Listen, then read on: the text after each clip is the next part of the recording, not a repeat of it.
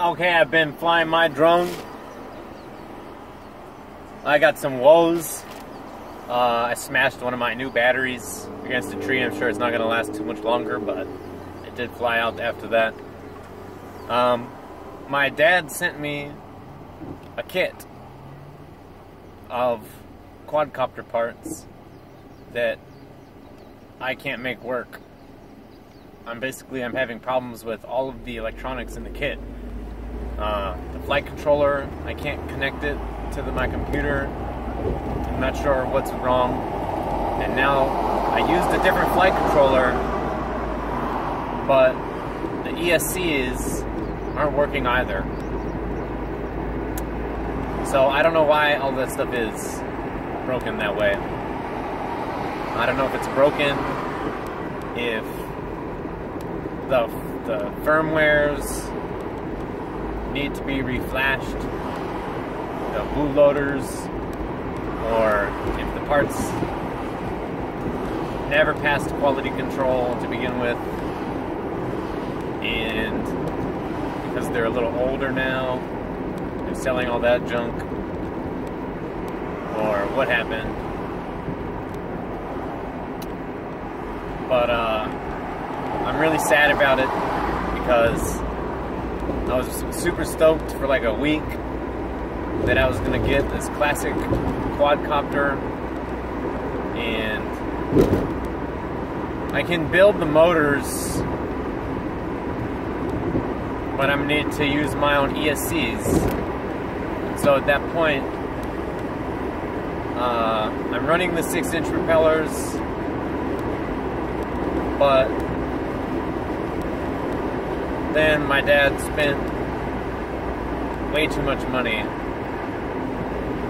for just a bare bones frame that could have been available for maybe 20 bucks. Because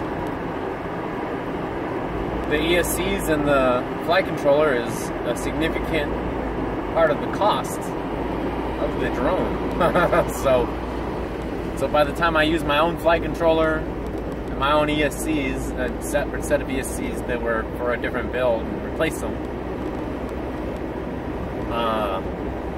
I've got a perfectly good quadcopter that will allow me some of the experience that I was hoping to gain.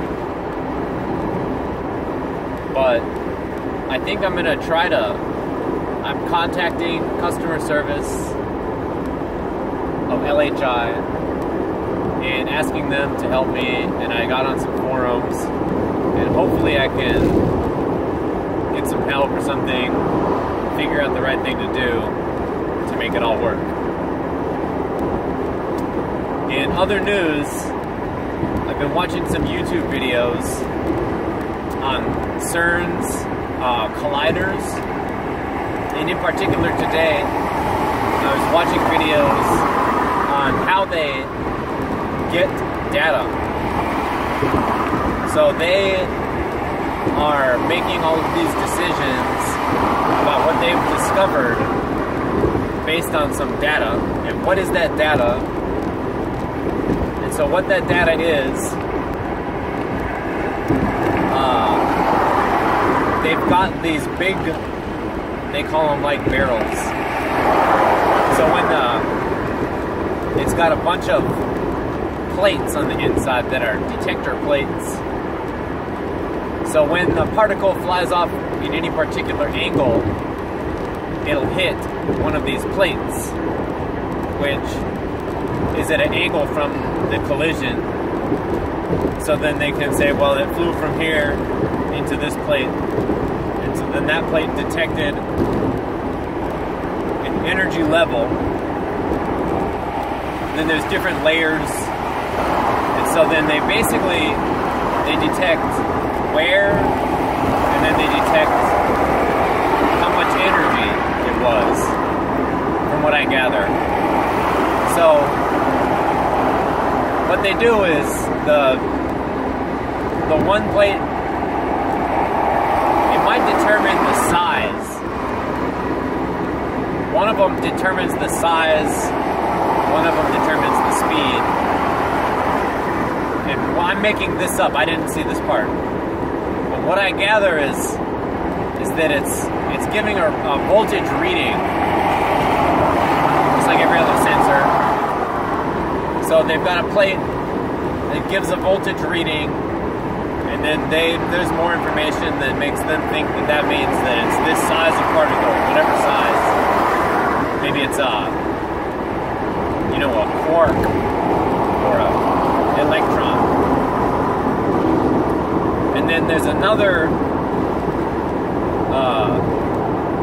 sensor behind that actually determines how fast the particle is moving, because it goes through the one plate and then it hits the other plate, which stops it, and then it uses magnetism to stop it. So then it also gives a voltage reading, and then they figure that they understand the voltage reading to determine that means that the particle was traveling at a particular speed. So the way the colliders work is they basically figure they're sure that they're accelerating a particular kind of particle. So I don't know how they're sure of that. I have to go figure that one out, like see some more YouTube videos or something. But basically, they can charge various masses with energy to excite particles so that they kind of break free of the mass and can be isolated by a magnetic field that pulls them away from the mass. And then the magnetic field pulls these particles down a line, which is the big ring. And they can't send a particle. They send a beam, which is a constant stream of particles. Somehow they're monitoring the timing of these collisions, probably using lots of estimating math, because they must be estimating the speed of the particle. And so if the particle travels at a speed, then it collided. At any rate,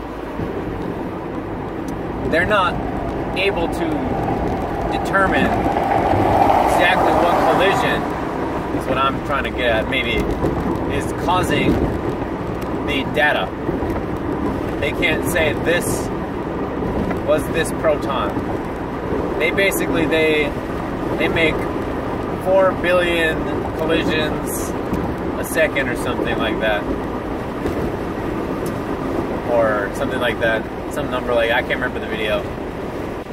And then they get all this data out of those 4 billion collisions, and they've got some kind of computer filter that analyzes the spikes, the voltage readings, and selects readings that are less common, and saves only those readings of less common data. This is too much data.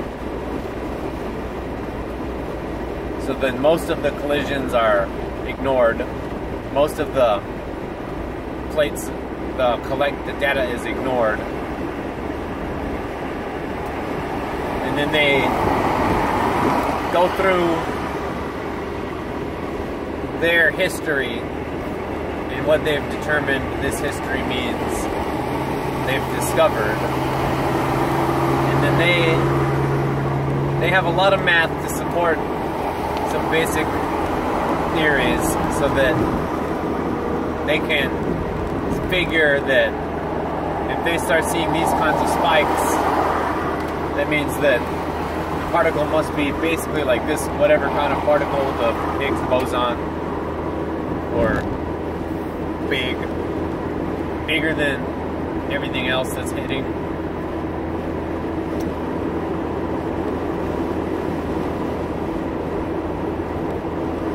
It's pretty interesting, but my interest is in better understanding why it is that people think that the particle collider can make tiny black holes, and why it is that, and exactly how these tiny black holes should behave, all in layman's terms. I disagree with a lot of people. I don't think there's any need to become very well familiarized with the math equations that they're using to back up their predictions and to make their estimates from the data. Actually, I think it's the opposite. I think that learning all those equations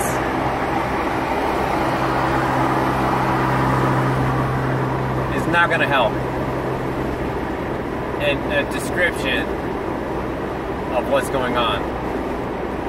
It'll only help if I am going to try and estimate based on some data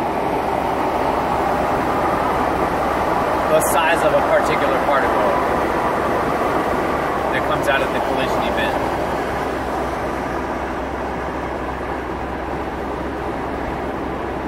Which is, I think, absolutely unnecessary for understanding exactly what it is that is causing people to think that they can predict that there will be tiny black holes, and gaining confidence in these predictions. I think it's absolutely unnecessary for me to gain a confidence